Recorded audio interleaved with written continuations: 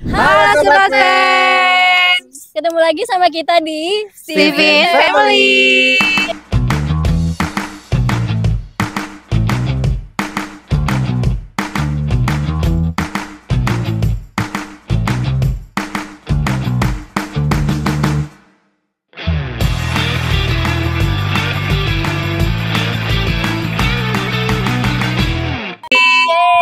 Jadi kemarin itu kan kita udah bahas nih pertanyaan-pertanyaan tentang sensing. Nah kali ini kita bakal bahas pertanyaan-pertanyaan dari thinking. Nah kita langsung aja yuk ke pertanyaan pertama. Kenapa ya thinking suka banget mikir? Kalau berlebihan jadinya overthinking. Apakah itu bagus? Atau gimana solusinya tuh Kak? Gimana nih Kak Karin ya sebagai orang thinking? Ya? Oke. Kenapa thinking suka banget mikir? Ini pertanyaan sama kayak kenapa feeling kemudian atau kenapa sensing suka banyak gerak ya? Sebenarnya karena memang jawabannya itu potensi genetiknya seperti itu gitu. Tanpa disuruh pun thinking pasti bakal suka mikir gitu. Jadi wajar gitu Kak? Wajar banget kalau thinking memang suka mikir. Kalau nggak suka mikir ya mungkin perlu dipertanyakan ya. Justru aneh ketika kita ketemu sama thinking tapi dia nggak suka mikir. Nah Betul. biasanya nanti akan terjadi sesuatu dalam hidupnya. Tantangannya lebih banyak ya. Betul banget. Nah, disarankan banget buat thinking dilatih pemikirannya. Dan pemikiran itu bukan pemikiran yang sepele-sepele, bener nggak sih Kak Maca?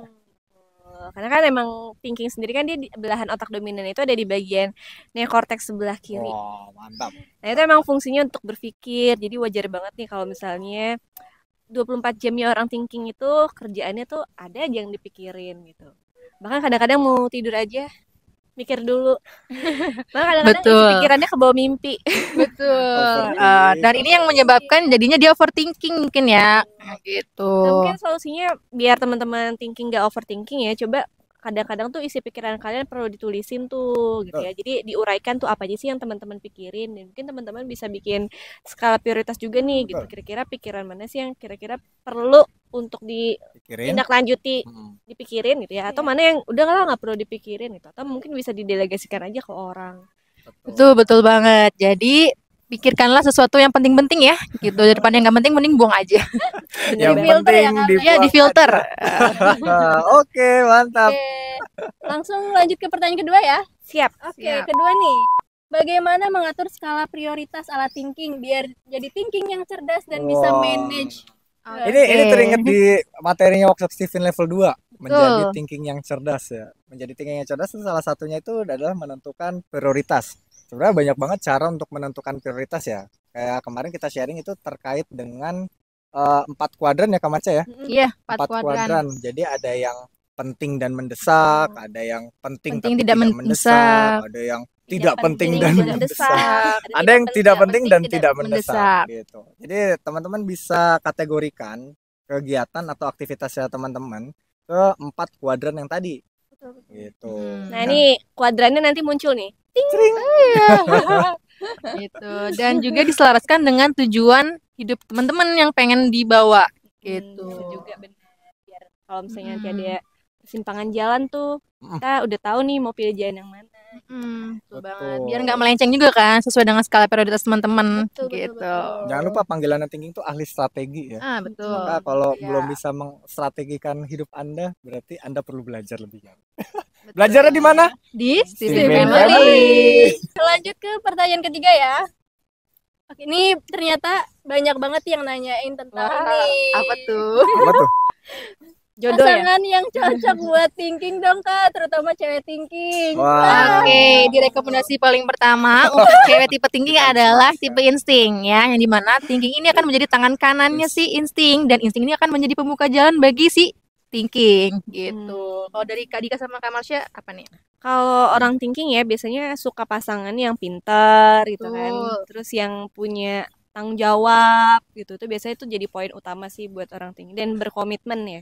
Betul banget. Dan kalau misalnya bener tadi kalau dari teori sirkulasi di Steven itu rekomendasi yang pertama insting ya gitu. Karakternya orang insting tuh cepet, satset gitu kan, serba bisa gitu. Terus kalau rekomendasi kedua itu ada cowok feeling. Ini feeling tuh lembut, perhatian gitu ya. Thinkingnya bakal meleleh gitu Kak. Iya bisa ya. Kan thinking kayak ibarat besi, feeling tuh api. Jadi besinya jadi meleleh. Apalagi kalau ketemu sama feelingnya tuh yang suka belajar gitu. Dan suka menempa orang ya, itu keren banget sih. Kayak besi kan ditempa oleh api kan, bisa jadi pedang, bisa jadi sesuatu yang berharga. Terus rekomendasi ketiga itu adalah sensi.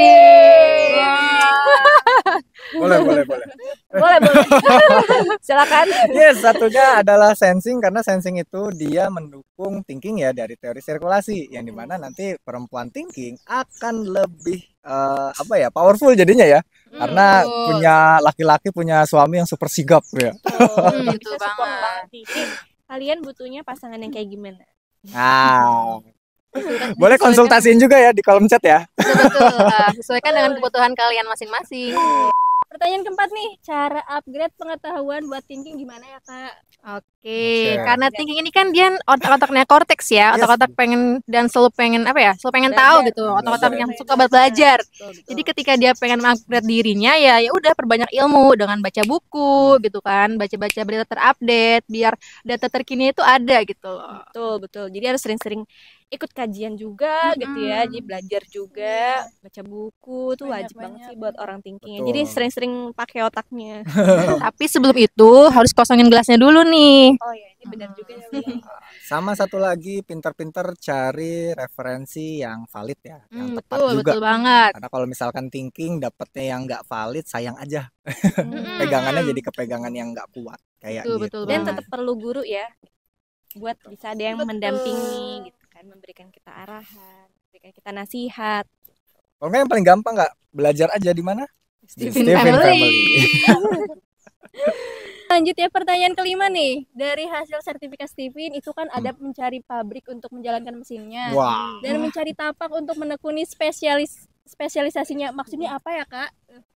Jadi kalau di sertifikat itu tuh masuknya ke clue diri ya, atau tips buat teman-teman kalau mau mengoptimalkan potensi dirinya.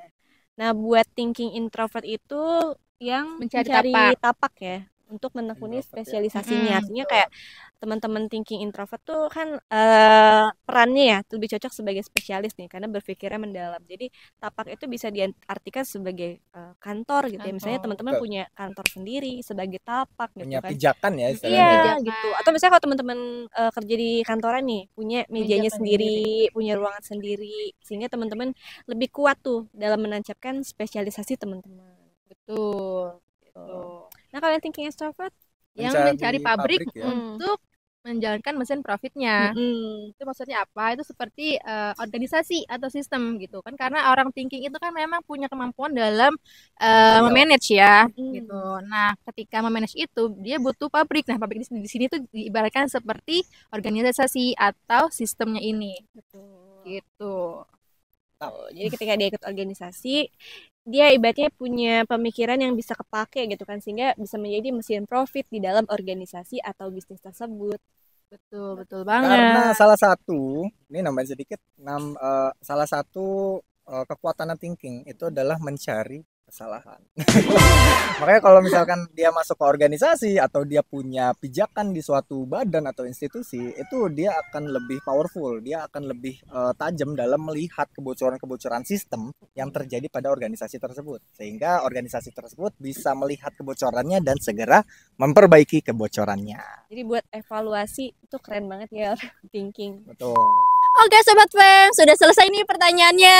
Yeay. Jadi buat Sobat Fem nih mau tanya-tanya lagi boleh ya, tulis di kolom komentar. Jangan lupa like dan juga subscribe-nya biar dapetin konten-konten terbaru soal Stephen dan juga Stephen Family ya. Dan share juga ke teman-teman kamu biar makin banyak orang yang belajar tentang Stephen. Pokoknya belajarnya hanya di Stephen Family. Kalau pengen jadi promotor ya di Stephen Family. Kalau mau gabung komunitas Stephen terbesar di Indonesia ya di Stephen Family. Stephen Family. bersama sukses mulia.